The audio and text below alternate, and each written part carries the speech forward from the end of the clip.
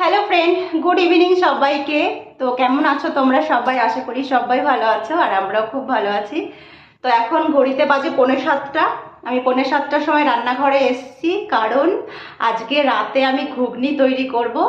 তো তার জন্য এখন আসলাম। আর ঘুগনির মটরটা প্রেসার কুকারে সিটি দেওয়া হয়ে গেছে, বাকি সব কিছু আমি জোগাড় যন্ত্র করা হয়ে গেছে। তো তোমাদের সঙ্গে একবার দেখিয়ে দেবো। ওটা সকালে ভিজিয়েই রেখেছিলাম। তো চলো কি কি রেডি করেছি তোমাদের সঙ্গে একবার শেয়ার করে দিই, ঠিক আছে? প্রথমেই দেখো, এখানে আমি মটরটাকে প্রেসারে সিটি দিয়ে নিয়েছি।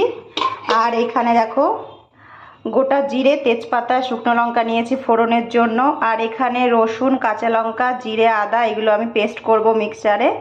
আর টমেটো নিয়েছি, আলু নিয়েছি, আর একটা ডিম নিয়েছি যেহেতু ডিম ঘুগনি করব। আর একটা পেঁয়াজ কেটেছি।